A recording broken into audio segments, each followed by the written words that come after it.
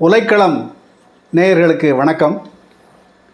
பேசா பொருளை பேச நான் துணிந்தேன் என்று பாரதியார் சொன்னது மாதிரி, அவசியம் பேசப்பட வேண்டிய ஆனால் அதே நேரத்தில் அதிகம் பேசப்படாத பிரச்சனைகளையும் நாம் பேச வேண்டிய தேவை எழுந்திருக்கிறது. அந்த வகையில் ஒரு பிரச்சனையை உங்களோடு பகிர்ந்து கொள்ள ஆசைப்படுகிறேன். அதுதான் இந்த காணொளி.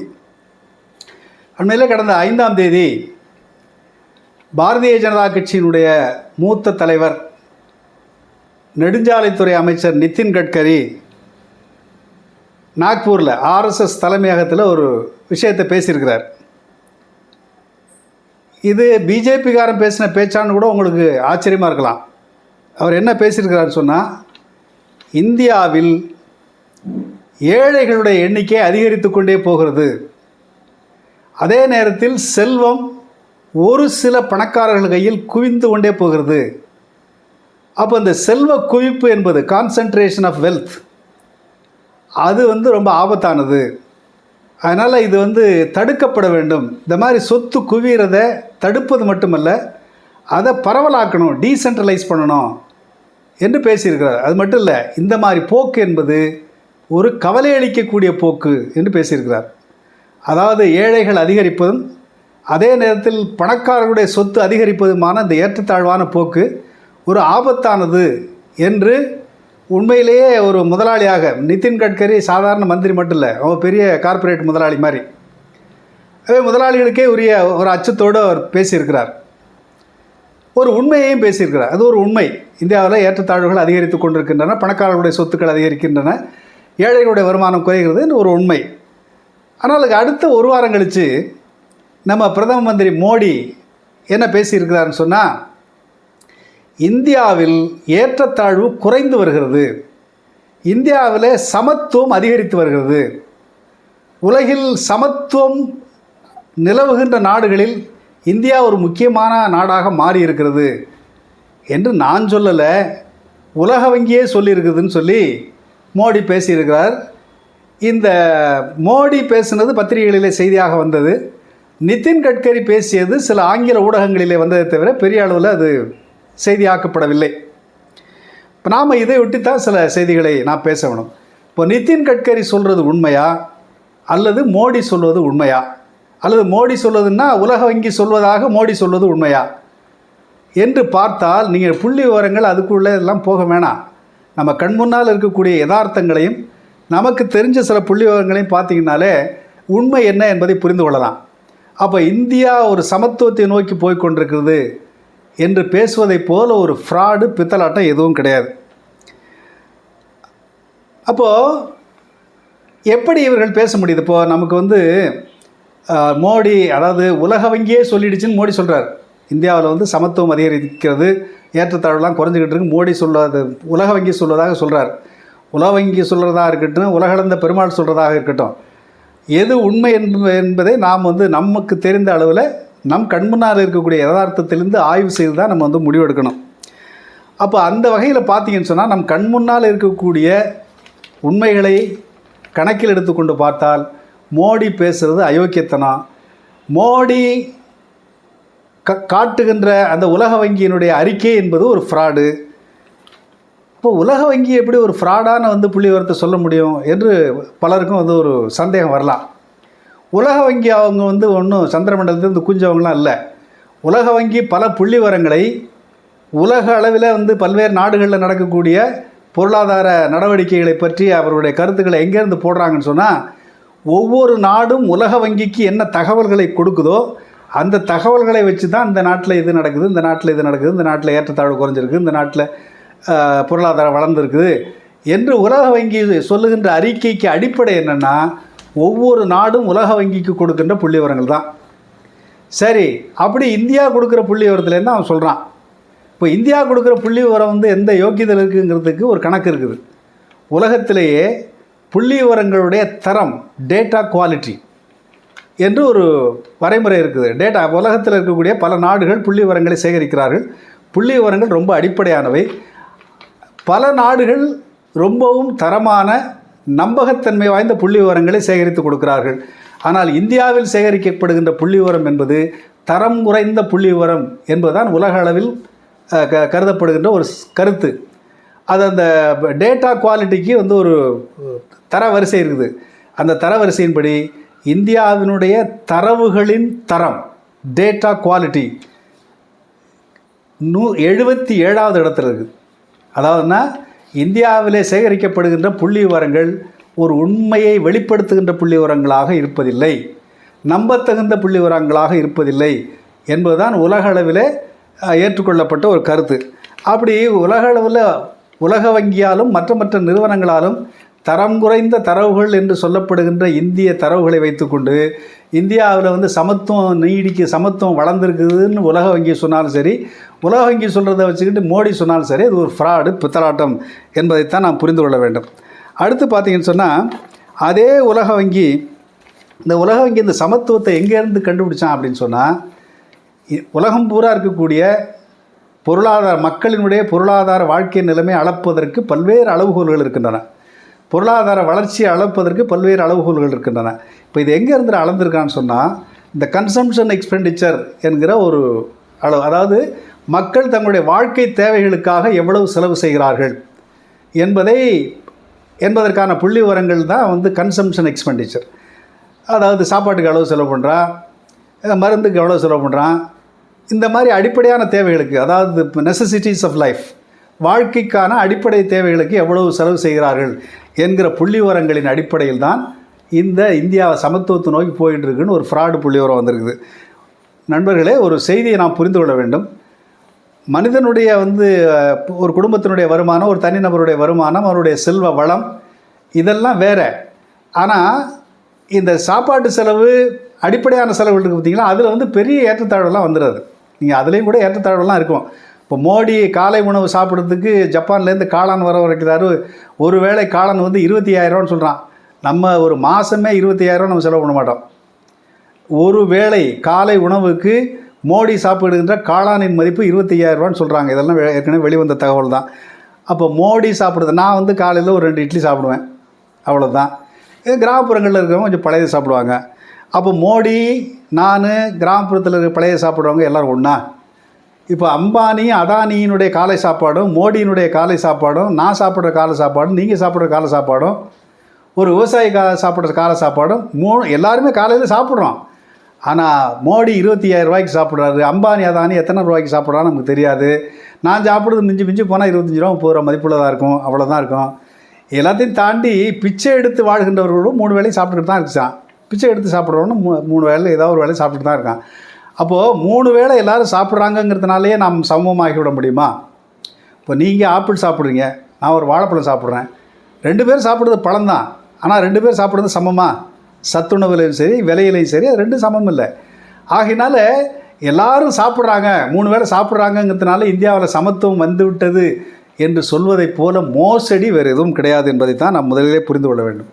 2வது விஷயம் என்னென்னா, இந்த ஒவ்வொரு குடும்பத்திலையும் சாப்பாட்டுக்கு மற்ற செலவுக்கு எவ்வளோ செலவு பண்ணுறாங்கங்கிறத கணக்கெடுக்கிறவன் இந்தியாவில் இருக்கக்கூடிய குடும்பங்களுடைய வருமானம் எவ்வளோ இருக்குன்னு ஏதாவது கணக்கு எடுத்துருக்கான்னு சொன்னால் எந்த கணக்கு கிடையாது. வருமானத்துக்கு கணக்கு கிடையாது. இந்தியாவில் இருக்கக்கூடிய மக்களுடைய சொத்துக்களுக்கு நம்பத்தகுந்த தரவுகளோ கணக்கெடுப்போ கிடையாது. வருமானத்தையும் சொத்தையும் கணக்கெடுக்காமல் சோறு திங்கிறது எல்லோரும் சமமாக தான் செலவு பண்ணுறான், அதனால் இந்தியா சோஷலிச நாடுன்னு பேசினான்னா இது எவ்வளோ பெரிய அயோக்கியத்தனம்னு நீங்கள் பார்த்துங்க. இப்போ இதே உலக வங்கி தான் உலகத்திலேயே மிக மோசமாக ஏற்றத்தாழ்வு நிலவுகின்ற ஒரு நாடு என்று சொல்லியிருக்கிறது இதே உலக வங்கி தான். அதாவது எக்ஸ்ட்ரீம் இன்இக்வாலிட்டி, ரொம்ப தீவிரமான ஏற்றத்தாழ்வு நிலவுகின்ற ஆப்பிரிக்க நாடுகளைப் போல இந்தியாவும் மோசமான ஏற்றத்தாழ்வு நிலவுகின்ற நாடு என்று அதே உலக வங்கி தான் வேறொரு கட்டத்தில் சொல்லியிருக்கு. அப்போது இப்படிப்பட்ட நிலையில் இந்த புள்ளிவரம் சமத்துவத்தை நோக்கி போய்விட்டது என்று மோடி சொல்வது ஒரு பித்தலாட்டம். அதே கட்சியைச் சேர்ந்த கட்கரி சொல்வது ஒரு உண்மை இல்லையா? இது அடுத்தது, இப்போ கட்கரி சொல்கிறாரு, மோடி சொல்கிறாருங்கிறதெல்லாம் விட்டுருவான். நம்ம கண் முன்னால் இருக்கக்கூடிய, நாம் அன்றாடம் பார்க்கக்கூடிய விஷயங்கள்லேருந்தே மோடி சொல்கிறது சரியா தப்பாங்கிறத நம்ம பரிசீலிக்க முடியும். அப்போது இந்தியாவில் இப்போ கொரோனாவுக்கு பிறகு ஏற்றத்தாழ்வுகளை பற்றி என்ன சொல்கிறாங்கன்னு சொன்னால், வெள்ளைக்காரங்காலத்தில் இருந்ததை விட இன்றைக்கி மோடி காலத்தில் தான் ஏற்றத்தாழ்வு மிக மோசமாக இந்தியாவில் அதிகரித்திருக்கிறது. அதாவது சொத்துக்கு இல்லாதவன், கஷ்டப்படுறவனுடைய எண்ணிக்கை இந்தியாவில் மோடி ஆட்சியில் தான் அதிகரித்திருக்கிறது என்பது தான் ஒரு சர்வதேச அளவில் ஏற்றுக்கொள்ளப்பட்ட ஒரு புள்ளிவிவரம் ஒரு பக்கம் இருக்கட்டும். மோடி என்ன சொல்கிறாரு, இப்போ ஏற்றத்தாழ்வு குறைஞ்சிருக்குன்னு சொன்னால் இந்தியாவில் வந்து கொரோனாவுக்கு பிறகு 80 கோடி பேருக்கு மாதம் 5 கிலோ இலவச அரிசி கொடுக்குறாரு. ஏன்னா 80 கோடி பேர் வறுமை நிலையில் இருக்கிறார்கள் என்று சொல்லி தான் 5 கிலோ இலவச அரிசி கொடுக்குறாங்க.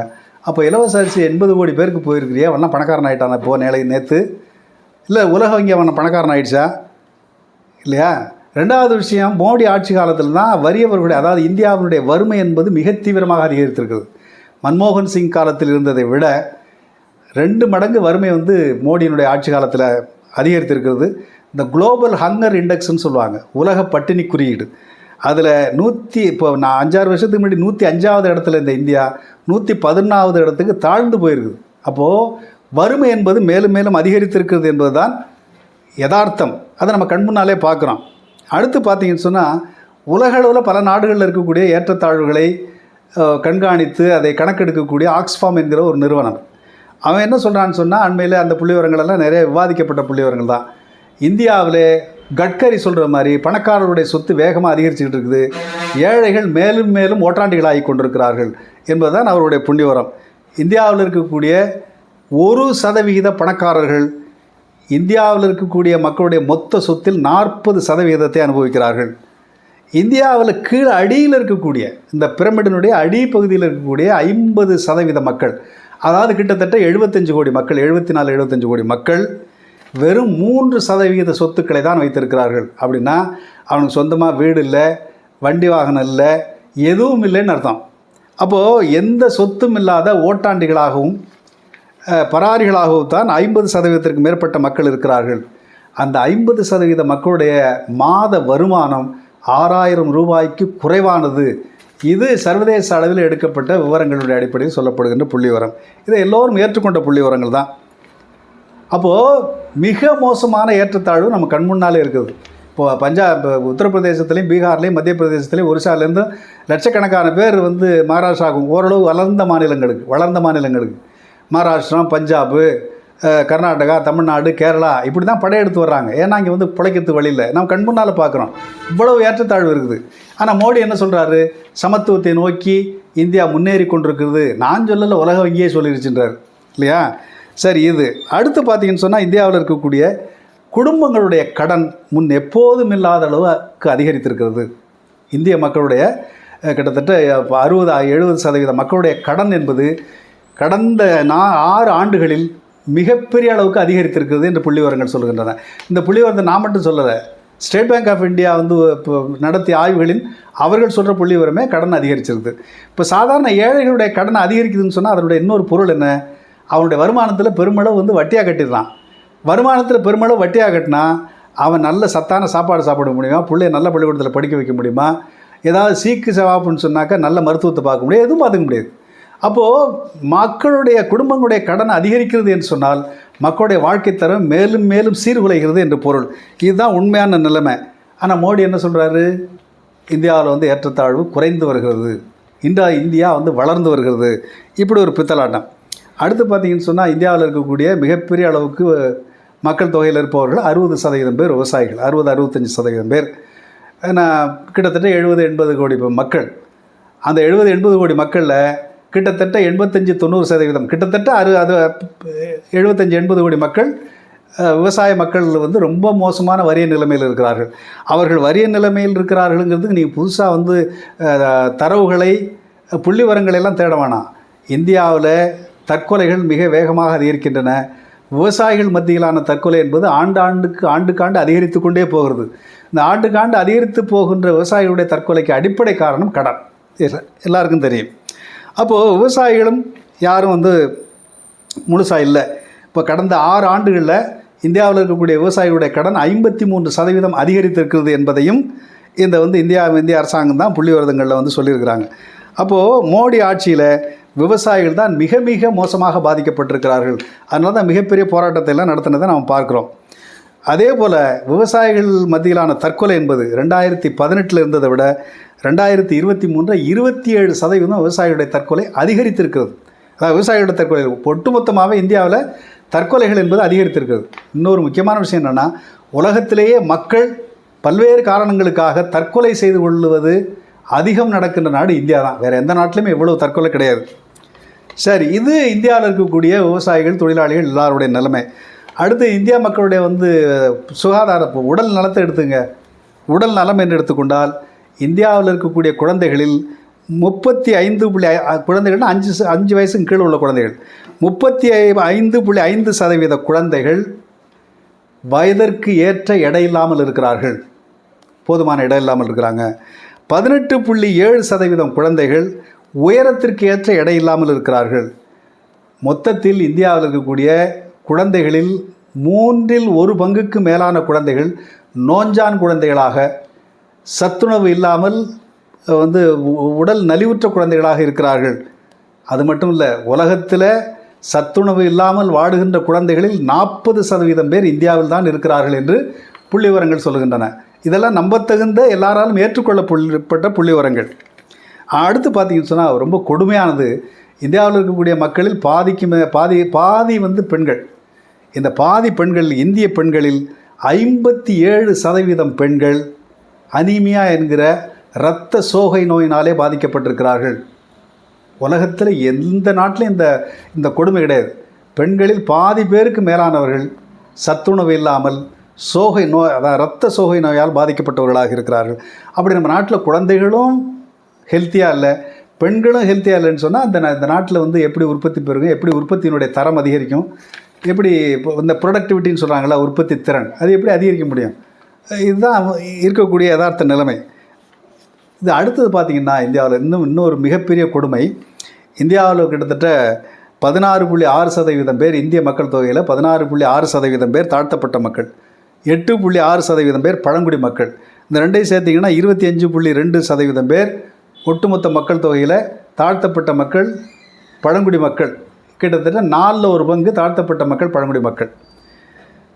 அவர்களுடைய மக்கள் தொகை 37 கோடி பேர். இஸ்லாமியர்கள் 15% பேர் இருக்கிறாங்க, அது ஒரு 22 கோடி பேர். கிட்டத்தட்ட 60 கோடி மக்கள் மிக மிக மோசமான நிலைமையில் இருக்கிறார்கள் என்பது நம் கண் முன்னாலே நாம் பார்க்கின்ற உண்மை. பல ஆண்டுகளுக்கு முன்னாலே சச்சார் கமிட்டி ஒரு கமிட்டி ஒன்று போட்டார்கள். ராஜேந்திர சச்சார் என்று ஒரு நீதிபதி. அவர் ஆராய்ச்சி பண்ணிட்டு அறிக்கை கொடுத்தார். வட மாநிலங்களில் இருக்கக்கூடிய இஸ்லாமியர்கள் தாழ்த்தப்பட்ட மக்களை விட மிக மோசமான வாழ்க்கை நிலைமையில் இருக்கிறார்கள், அதை சரி செய்வதற்கு அரசு நடவடிக்கை எடுக்க வேண்டும் என்று ஒரு அறிக்கை கொடுத்தார். அப்போது இஸ்லாமியர்கள், தாழ்த்தப்பட்டவர்கள், பழங்குடி மக்கள் என்று கிட்டத்தட்ட 60 கோடி மக்கள் ஏதும் மற்றவர்களாக இருக்கிறார்கள் என்பதுதான் உண்மை. இந்த உண்மையை மறைச்சிட்டு தான் இந்தியா வளருதுன்னு ஒரு பித்தலாட்டம் பேசிகிட்டு இருக்கிறானுங்க. அப்போ அடுத்து பார்த்தீங்கன்னு சொன்னால், இந்தியாவில் பணக்காரருடைய எண்ணிக்கை நிறையா இருக்குது. அதாவது கிட்டத்தட்ட மக்கள் தொகையில் 1/4 இருக்கக்கூடிய தாழ்த்தப்பட்ட பழங்குடி மக்களிலிருந்து ஒரு கோடீஸ்வரம் கூட கிடையாது. இந்தியாவில் இன்றைய நிலையில் பில்லியனர்னு சொல்கிறாங்க இல்லையா, அப்படிப்பட்ட கோடீஸ்வரர்கள் மோடி ஆட்சி காலத்தில் தான் அதிகரித்திருக்கிறார்கள். அதாவது 1901 இந்த பில்லியனர்னு சொல்கிறாங்க பார்த்தீங்களா, பில்லியனர்னு சொன்னால் $1 பில்லியன் சொத்து மதிப்புள்ளவர்கள். அதாவது இன்றைய மதிப்பில் ஒரு பில்லியன் என்பது 100 கோடி. இன்றைய மதிப்பில் 8500 கோடி ரூபாய்க்கு மேலே சொத்துடையவர்கள் தான் பில்லியனர் என்று சொல்கிறோம். அந்த பில்லியனர் 1901 ஒரே ஒரு நபர் தான் இருந்தார் இந்தியாவில், 8000 சொச்சம் கோடிக்கு மேலே சொத்துள்ள நபர். ஆனால் இன்றைக்கு 2014 இந்த தாராளமயத்திற்கு பிறகு பணக்காரர்கள் வளர்ந்தார்கள். அப்போ 2014 மன்மோகன் சிங் ஆட்சி காலத்தில் 109 பேர் பில்லியனராக 8000 கோடிக்கு மேலே சொத்துடையவர்களாக இருந்தார்கள்.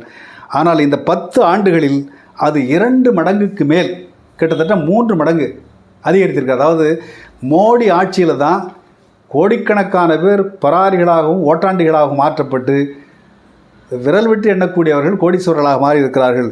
மோடி ஆட்சியில் மட்டும் கிட்டத்தட்ட 180 பேர் கோடீஸ்வரர்களாக உயர்ந்திருக்கிறார்கள். கோடீஸ்வரராக உயர்ந்திருக்கிறான்னா உழைப்பில் உயரல. இந்த மோடி சர்க்காரே மக்களுடைய வரிப்பணத்தை எல்லாம் கோடி கோடியாக வாரி கொடுத்து, கடனை தள்ளுபடி பண்ணி, எல்லா சலுகைகளையும் கொடுத்து மோடி பிஜேபிக்கு வேண்டியவர்களை பணக்காரர்களாக மாற்றியிருக்கிறார்கள். அதான் உண்மை, அது நமக்கு தெரியும்.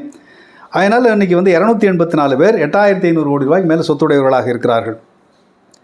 அதில் இந்திய மக்கள் தொகையில் 1/4 இருக்கக்கூடிய தாழ்த்தப்பட்ட மக்களிலிருந்து ஒரே ஒரு கோடீஸ்வரம் கூட கிடையாது.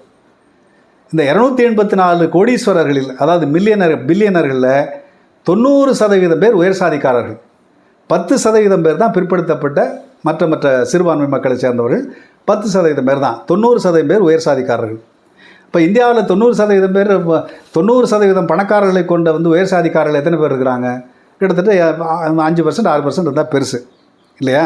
அப்போ இப்படி இந்தியா வளர்கிறது, சமத்துவம், இந்தியா சமத்துவத்தை நோக்கி போய்கொண்டிருக்கிறது என்று மோடி சொல்லுகின்ற அந்த பித்தலாட்ட பேச்சுக்கு முன்னாலேயே இவ்வளவு கொடுமைகளும் அரங்கேறி கொண்டிருக்கின்றன, இவ்வளவு பெரிய ஏற்றத்தாழ்வுகள் நம்ம கண் முன்னாலே அதிகரித்து கொண்டிருக்கிறது.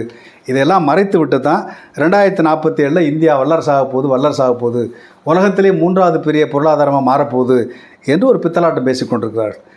சமத்துவத்தை பற்றி மோடி பேசுகிறாருன்னு சொன்னால் அதை போல் ஃப்ராடு வேறு ஒன்றும் இல்லை.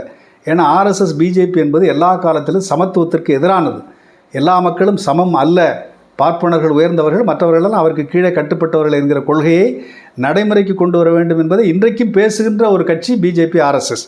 அதனால் அவர்கள் சமத்துவத்தை பேசினால் ரொம்ப ஆபத்தானது என்பதை நாம் புரிந்து கொள்ள வேண்டும். அப்போது இந்த ஏற்றத்தாழ்வு என்பது நாம் புள்ளி விவரங்கள்லாம் போக வேணாம். நம்ம அண்மை காலங்களில் பத்திரிகைகள் எடுங்க, கொலை, தற்கொலை, கொள்ளை, ஏமாற்றுதல், ஃப்ராடு பண்ணுறது, இப்படி அடுத்தவன் சொத்தை அபகரிக்கிறது, இப்படிப்பட்ட சமூக குற்றங்கள் என்பது முன் எப்போதும் இல்லாத அளவுக்கு அதிகரித்து கொண்டே போகிறது. இந்த அதிகரிப்பினுடைய காரணம் என்னவென்று சொன்னால், இந்த பெருகி வருகின்ற ஏற்றத்தாழ்வும், மக்கள் மேலும் மேலும் ஓட்டாண்டியாக்கப்படுவதும், படித்துவிட்டு மக்கள் வேலையில்லாமல் இருப்பதுமான இந்த போக்கு என்பது பலரையும் குற்றச்செயல்களில் ஈடுபட தூண்டுகிறது என்பதுதான் அதற்கு பொருள். அதனால் உலக வங்கி சொன்னிச்சா வேறு யாரும் சொன்னாங்களாங்கிறதெல்லாம் இருக்கட்டும். ஆனால் நம் கண் முன்னாலே இந்த சமூகம் ஒரு அராஜக சூழ்நிலை நோக்கி போய்கொண்டிருக்கிறது என்பதை நாம் கண்முன்னாலே பார்க்கிறோம். இதற்கெல்லாம் மிக மிக அடிப்படையாக இருப்பது மக்களை மேலும் மேலும் ஓட்டாண்டி ஆக்குவது, மக்களை மேலும் மேலும் சுரண்டி பணக்காரர்களை கொழுக்க வைப்பது என்கிற இந்த ஆர்எஸ்எஸ் பிஜேபியினுடைய இந்த கார்ப்பரேட் ஆதரவு கொள்கை தான் இதற்கு அடிப்படை காரணம் என்பதை நாம் புரிந்து கொள்ள வேண்டும். அதனால் ஆர்எஸ்எஸ் கேம்பிலிருந்தே ஒரு எச்சரிக்கை குரல் வந்திருக்கிறது. நிதின் கட்கரி சொல்கிறார், இது மாதிரி ஏற்றத்தாழ்வு அதிகரித்து கொண்டிருக்கிறது, இது நல்லதல்ல, இது உடனே தடுத்து நிறுத்தப்படணும். இந்த செல்வம் குவிவதை தடுத்து நிறுத்தி அதை கீழே பகிர்ந்தளிக்க வேண்டும் என்று ஒரு முதலாளியே பேசுகிறான்னு சொன்னால் நிலைமை மோசமாகி கொண்டிருக்கிறது என்பதை நாம் புரிந்து கொள்ள வேண்டும். நிதின் கட்கரிக்கு புரிந்த உண்மை நமக்கெல்லாம் எப்போ புரிய போகுதுன்னு நமக்கு தெரியல. நன்றி, வணக்கம்.